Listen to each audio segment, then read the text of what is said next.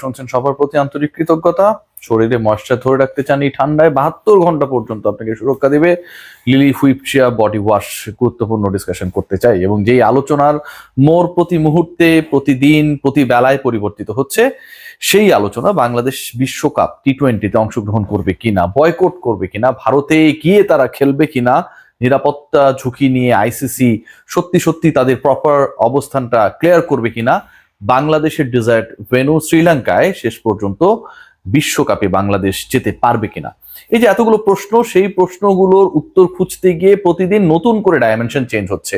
এবং এই মুহূর্তে ট্যাগলাইনে যেটা দেখছেন যে বাংলাদেশের গ্রুপ চেঞ্জ করা নিয়ে একটা স্ট্রং ডিসকাশন চলছে বিটুইন আইসিসি অ্যান্ড বিসিসিআই।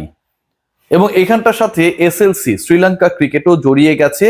বাংলাদেশের বিশ্বকাপকে কেন্দ্র করে অতি দ্রুত সময়ের মধ্যে একটা সুখবর আসছে, এমনটা আমার সোর্সেস যেগুলো বাংলাদেশ ক্রিকেট বোর্ডের সাথে রিলেভেন্ট তারা বিশ্বাস করে এবং তারা জানতে পেরেছে। অর্থাৎ বাংলাদেশের বিশ্বকাপ ভেন্যু নিয়ে যে আলোচনাটা হয়েছে, সেই আলোচনার প্রেক্ষিতে ভেন্যু চেঞ্জের যে দাবি উঠেছে, সেই দাবির সপক্ষে, সেই দাবির সমর্থনে ইন্টারন্যাশনাল ক্রিকেট কাউন্সিল তাদের অফিসিয়াল ডিসিশন জানানোর অপেক্ষায়। কেন এই আলোচনা করছি, কেন এই কথা বলছি? গতকালকে অনেক জল ঘোলা হয়েছে। ক্রীড়া উপদেষ্টা আসিফ নজরুল তিনি তার মতো করে ব্যাখ্যা করেছিলেন, অফিসিয়ালি বাংলাদেশকে আইসিসির নিরাপত্তা দল জানিয়েছে, বাংলাদেশের ক্রিকেটার, ফ্যান এবং একই সাথে রাজনীতি সবকিছুকে যদি মিক্স করা হয়, ব্লেন্ড করা হয় এবং সেটার সাথে যদি ম্যাচ করানোর চেষ্টা করা হয় আপকামিং টি-20 ওয়ার্ল্ড কাপের হোস্ট নেশন ইন্ডিয়াকে, তাহলে একটা বিশাল ফারাক তৈরি হচ্ছে। এবং এরকম নিরাপত্তা ঝুঁকি যেই ব্যাপারে আইসিসি নিজেই জানাচ্ছে বাংলাদেশ ক্রিকেট বোর্ডকে চিঠি লিখে, বাংলাদেশ সরকারকে চিঠি লিখে, সেই সিচুয়েশনে বাংলাদেশ খেলতে যাবে না তাদের কোনো ম্যাচ ইন্ডিয়ায়। পরবর্তী সময় বাংলাদেশ ক্রিকেট বোর্ড বলেছে এটা আইসিসির কোনো বক্তব্য না, অর্থাৎ এটা একটা informal discussion between Bangladesh cricket board এবং সিকিউরিটি এনশিওর করার জন্য বা সিকিউরিটি সিস্টেম কোন অবস্থায় রয়েছে হোস্ট নেশনের, যেটা তাদের রুটিন ওয়ার্ক, সেই রুটিন ওয়ার্কের আউটকামটা বাংলাদেশ ক্রিকেট বোর্ডের সাথে ইনফর্মালি শেয়ার করেছিল আইসিসি, যাদের সহযোগিতা নিয়েছিল সেই কমিটি। এন্ড ফর্মাল যদি এটা না হয়, এটাকে আইসিসির স্টেটমেন্ট বলার সুযোগ নেই, এটাই যৌক্তিক। কিন্তু শেষ পর্যন্ত আইসিসি স্টেটমেন্ট এটা না, আইসিসি এটাতে রিয়েক্ট করলো, ভারতীয় মিডিয়া বাংলাদেশকে গুজববাজ বললো। সবকিছুর পরেও বাংলাদেশের বিশ্বকাপ ভেন্যু পরিবর্তন হতে যাচ্ছে এবং সেটা ডেফিনেটলি শ্রীলঙ্কায়। শ্রীলঙ্কায় বাংলাদেশের বিশ্বকাপ ভেন্যু পরিবর্তনের এই মুহূর্তে একটাই সহজ পথ খোলা রয়েছে আইসিসি এবং বিসিসিআই এর কাছে। প্রথম ব্যাপার যেটা, যে সেই গ্রুপ পরিবর্তনের যে সহজ পথটার কথা বলছি, বাংলাদেশ কোন গ্রুপে খেলবে, কার কার সাথে খেলবে, কবে ম্যাচেস গুলো হবে এবং কোন মাঠে হবে, সেগুলো নিয়ে যেমন আলোচনা রয়েছে। একই সাথে যেই আইসিসি বলছে যে অফিসিয়ালি এখন পর্যন্ত বাংলাদেশের নিরাপত্তা ঝুঁকি নিয়ে আমরা কোনো কমেন্ট করি নাই, আবার বলা হচ্ছে লো থেকে মডারেট নিরাপত্তা ঝুঁকি, যেটা যে কোনো দেশেই হতে পারে, যে কোনো হোস্ট নেশন যে কোনো টুর্নামেন্ট আয়োজন করতে গেলে সেটা হতেই পারে, যে কোনো প্রতিপক্ষ দেশের ব্যাপারে সেটা হতে পারে। তারপরেও কেন আইসিসি বাংলাদেশের এই দাবিকে সিরিয়াসলি নিচ্ছে? দেখুন, লো হোক আর মডারেট হোক, মুস্তাফিজুর রহমান বাংলাদেশ দলের হয়ে খেলতে নামলে ঝুঁকি হতে পারে, সেটা ছোট ঝুঁকি হোক, সেটা মধ্যমানের ঝুঁকি হোক, উচ্চ ঝুঁকি হোক, যেই ঝুঁকি হোক। আসিফ নজরুলের বক্তব্য ভুলে যান, আপনারা আইসিসির বক্তব্য ভুলে যান। যেই অবজারভেশনটা, আনঅফিসিয়াল অবজারভেশনটা বাংলাদেশ ক্রিকেট বোর্ডের কাছে পাঠানো হয়েছে, মুস্তাফিজ খেললে ঝুঁকি হতে পারে, এইটাকে কি আপনি সিরিয়াসলি নেবেন কি নেবেন না? অবশ্যই নেবেন। বাংলাদেশের ফ্যানরা জার্সি পরে যদি মাঠে যায় অথবা মাঠের আশপাশে ঘোরাঘুরি করে, যাদেরকে দেখে আলটিমেটলি আইডেন্টিফাই করা খুব easier that they are the fans of a particular country, সেই জায়গাটায় সেই ফ্যান্সদেরকে কেন্দ্র করে ঝুঁকি হতে পারে, এই বক্তব্য বা এরকম কোনো ইনপুট ওই ইনফর্মাল ডিসকাশনে হয়েছে কিনা, লজিক্যালি আমরা চিন্তা করি হয়েছে, যত কমই হোক না কেন হয়েছে, তো হয়েছে, ঝুঁকি আছে। অন্য কোনো দেশের ক্ষেত্রে অন্য কোনো ক্রিকেটার পার্টিকুলারলি কোনো একটা শহরে কোনো একটা দেশে গিয়ে খেললে ঝুঁকিপূর্ণ হতে পারে, এরকম কি অবজারভেশন ওই একই কমিটি, একই নিরাপত্তা কমিটি দিয়েছে?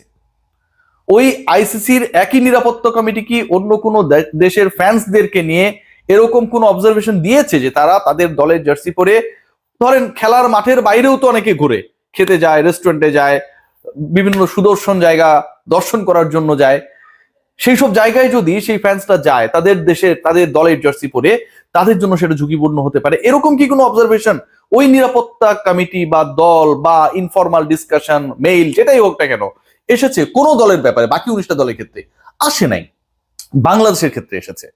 আপনি যতই গলার জোরে যতই গায়ের জোরে বলার চেষ্টা করুন না কেন যেটা ইনফরমাল এবং এটাকে পাত্তা দেওয়ার কিছু নেই, ভাই আমি মনে করি এটাকে পাত্তা দেওয়ার যথেষ্ট কারণ রয়েছে। এই বক্তব্যটা যদি বাংলাদেশ সরকারের হইতো, বিসিবির হইতো, মুস্তাফিজের হইতো, ফ্যানদের হইতো, কোনো একটা মিডিয়ার হইতো, আমি এটাকে পাত্তা দিতাম না।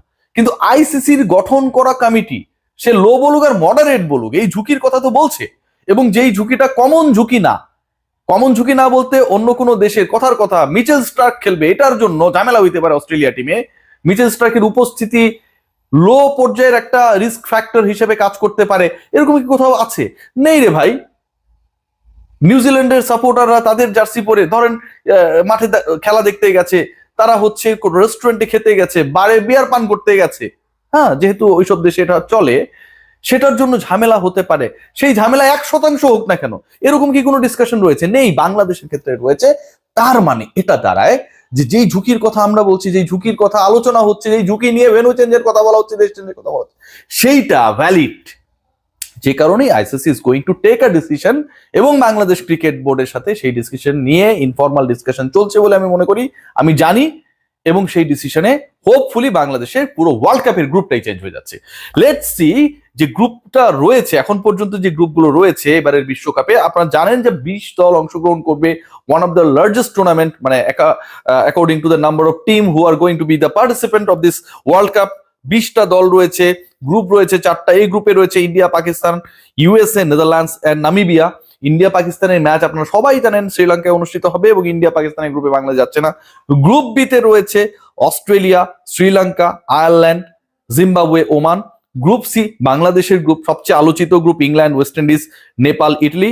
অ্যান্ড গ্রুপ ডি তে রয়েছে New Zealand, South Africa, Afghanistan, Canada, UAE.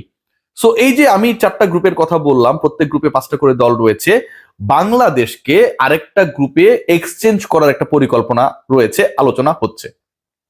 যেই গ্রুপের আলটিমেট ম্যাচেস গুলো মোস্টলি শ্রীলঙ্কাতেই হবে, সেই গ্রুপে বাংলাদেশকে যদি ইনপুট করা যায়, ঢোকানো যায়, তাহলে বাংলাদেশের ম্যাচ সরানো নিয়ে বাংলাদেশের গ্রুপের অন্য প্রতিপক্ষরা বাংলাদেশের সাথে শ্রীলঙ্কায় খেলতে যাবে না, ইন্ডিয়াতেই খেলাতে হবে, এই যে সংকট, এই সংকটগুলো থাকে না। সেই গ্রুপটা হচ্ছে বাংলাদেশকে গ্রুপ সি থেকে গ্রুপ বি তে স্থানান্তর। কেন? গ্রুপ সি তে আবারও বলছি যে England, West Indies, Bangladesh, Nepal, Italy, এই 5টা দল রয়েছে। বাংলাদেশকে যদি আপনি গ্রুপ বি তে দিয়ে দেন, এবং গ্রুপ বি তে শ্রীলঙ্কা রয়েছে, সেখানকার গ্রুপের অন্য যে দলগুলো অস্ট্রেলিয়া, আয়ারল্যান্ড, জিম্বাবুয়ে, ওমান, তাদের খেলাগুলো মোস্টলি লঙ্কার মাটিতেই হবে।